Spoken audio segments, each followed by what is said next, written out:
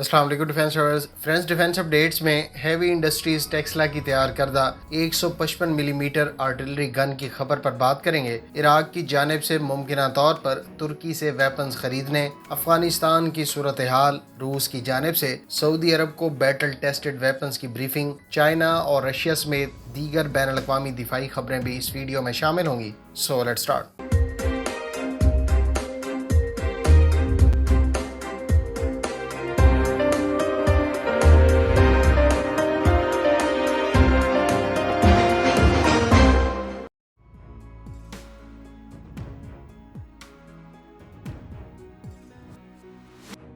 Views, heavy industries Tesla کی electronic media پر documentary میں آفیشیلز کا کہنا ہے کہ انڈسٹری نے مقامی سطح پر 155 ملی میٹر کی آرٹلری گن تیار کر لی ہے، جس پر ٹیسٹ اور ٹرائلز بہت جلد شروع کر دیے جائیں گے۔ ٹیسٹ اور ٹرائلز کے بعد یہ گن پاک آرمی کے حوالے کی جائے گی۔ اس ڈاکومنٹری میں جہاں الخالد 1 کے بعد ایک اور ٹینک یعنی ممکنہ طور پر الخالد 2 کی تیاری پر بات کی گئی ہے، وہاں اس ڈاکومنٹری میں محافظ 4 آرمرڈ وہیکل، چائنیز ساختہ BJ 2022 سیریز جیپس اور ڈریگن وہیکلز کو دیکھا جا سکتا ہے۔ ڈیفنس ایکسپرٹس کے مطابق ممکنہ طور پر ہیوی انڈسٹریز کی یہ آرٹلری گن ٹوڈ آرٹلری ہوگی، لیکن ماڈیولر ڈیزائن کی بدولت اس کو سیلف پروپیلڈ ہوئٹزر پر بھی استعمال کیا جا سکے گا۔ فرینڈز، اگر آپ پاک آرمی کی آرٹلری گنز کی اقسام اور خصوصیات کے بارے میں جاننا چاہتے ہیں تو ڈیٹیل ویڈیو کا لنک ڈسکرپشن میں موجود ہے۔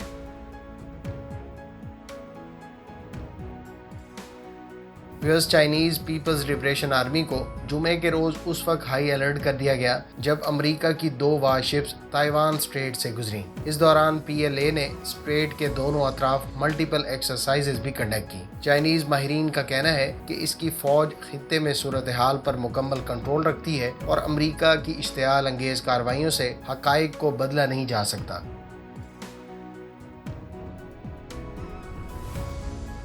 فرینڈز، آرمی 2021 فورم رشیا میں شرکت کرنے والے سعودی وفد کو روسی حکام نے ان ویپنز پر بریفنگ دی جن کو روس نے شام میں استعمال کیا۔ رشین آفیشلز کے مطابق ان ویپنز نے اپنے آپ کو اس جنگ میں ثابت کیا۔ روس کے وزیر دفاع نے اس سے پہلے آرمی فورم 2021 میں شرکت پر سعودی عربیہ کے نائب وزیر دفاع اور وفد کا شکریہ ادا کیا۔ ادھر پرنس خالد بن سلمان نے کہا ہے کہ سعودی عرب روس کے ساتھ دفاعی تعلقات مضبوط بنانے اور خطرات سے مل کر نمٹنے پر یقین رکھتا ہے۔ یاد رہے کہ اس وقت روس کی شام میں کم و بیش 18 ملٹری بیسز اور پوسٹ موجود ہیں۔ اس سے پہلے روس کے وزیر دفاع نے کہا تھا کہ روس کے تقریباً 320 سے زائد ویپنز شام میں ٹیسٹ کیے جا چکے ہیں۔ ویورز، اس خبر کو ایک طرف رکھ کر اگر آپ تھوڑا سا غور کریں تو اس بات کا اندازہ بخوبی لگایا جا سکتا ہے کہ اگر آپ کے ملک کی فوج یا دفاع کمزور ہو تو پھر دوسرے ممالک اپنے اسلحے کو آپ کے ملک میں کس طرح ٹیسٹنگ کے لیے استعمال کرتے ہیں، اور بدقسمتی سے ایسی صورتحال میں آپ کی اپنی لیڈرشپ بھی ان کو ایسا کرنے کی دعوت دے رہی ہوتی ہے۔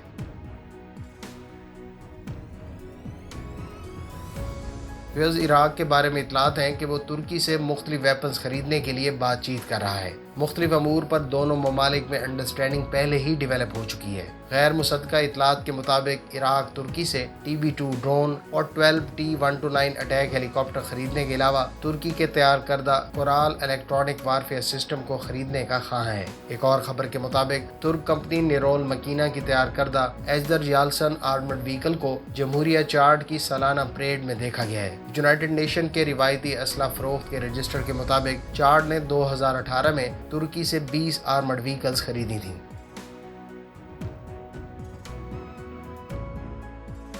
افغانستان سے 1,17,000 افراد کو امریکہ لایا گیا ہے۔ پینٹاگون کے میجر جنرل ولیم ٹیلر نے بتایا کہ امریکہ اب تک 1,17,000 لوگوں کو افغانستان سے لا چکا ہے، جن میں اکثریت افغان شہریوں کی ہے۔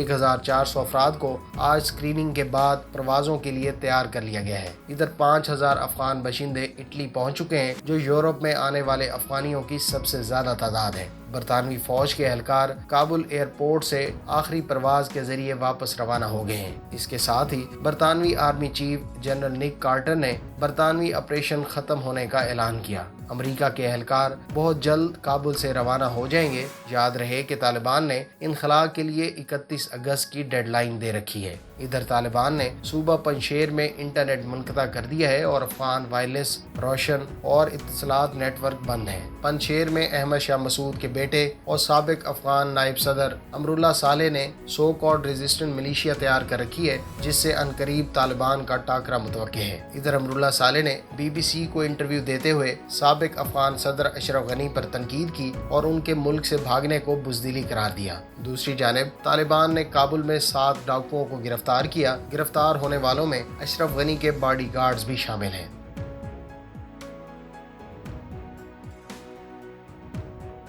ترکی کے آرٹیفیشل انٹیلیجنس سے لیس اور ہیویلی آرم ڈرون اکینجی کو کل ترک فورسز کے حوالے کر دیا جائے گا۔ حالیہ دنوں میں اس ڈرون نے اپنی maximum take off weight capacity یعنی 6 ٹن وزن کے ساتھ ٹیک آف کیا، جس میں 1.5 ٹن یعنی 1360 کلو گرام ایکسٹرنل پے لوڈ بھی شامل ہے۔ اکینجی ڈرون 40,000 فٹ کی بلندی پر پرواز کرنے کی صلاحیت رکھتا ہے۔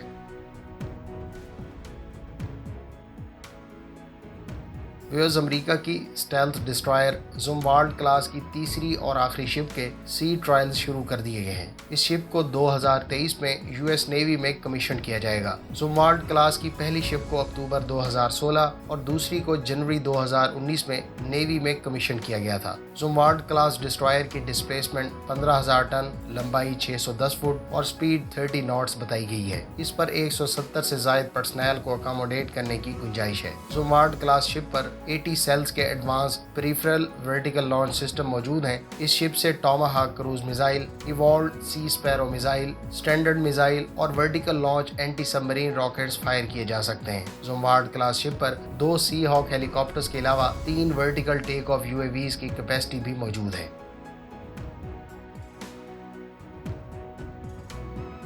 روس کا Su-24 بمبار طیارہ جس پر ریپیئرنگ کا کام کیا جانا تھا وہ فلائٹ کے دوران گر کر تباہ ہو گیا ہے۔ اس واقعے میں پائلٹ سیفلی ایجیکٹ کرنے میں کامیاب رہا، تاہم سرچ اور ریسکیو کے لیے ہیلی کاپٹر روانہ کر دیا گیا ہے۔ Su-24 ایک جنگل میں گر کر تباہ ہوا، لیکن گراؤنڈ پر کوئی جانی نقصان نہیں ہوا۔ یاد رہے کہ رشین ایئر فورس کے جیٹ طیاروں کو صرف 2 ہفتوں کے دوران پیش آنے والا یہ چوتھا حادثہ ہے۔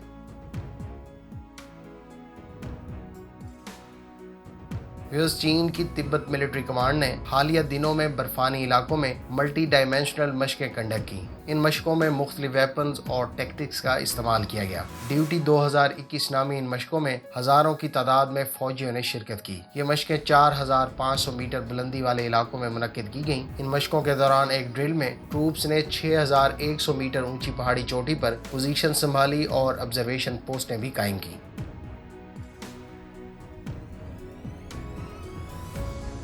انڈین سورسز کے مطابق بھارتی فضائیہ کے پائلٹ نے چنوک ہیلی کاپٹر میں فنی خرابی آنے پر ہیلی کاپٹر کو ایک نجی اسکول کے گراؤنڈ میں ایمرجنسی لینڈنگ کروائی۔ چنوک ہیلی کاپٹر بکسر ضلع میں تربیتی پرواز پر تھا جب اسے شام 5:25 پر اسکول گراؤنڈ میں لینڈ کیا گیا، تاہم اس ہنگامی لینڈنگ کے نتیجے میں کوئی جانی یا مالی نقصان نہیں ہوا۔ یاد رہے کہ اس سے پہلے ایک اپاچی ہیلی کاپٹر کو بھی فنی خرابی آنے پر بھارتی پائلٹ کھیتوں میں اتار چکے ہیں۔ امید ہے اس ویڈیو سے آپ کی انفارمیشن میں اضافہ ہوگا۔ ملتے ہیں نیکسٹ ویڈیو کے ساتھ۔ اپنی دعاؤں میں یاد رکھیے گا۔ اللہ حافظ۔ پاکستان زندہ باد۔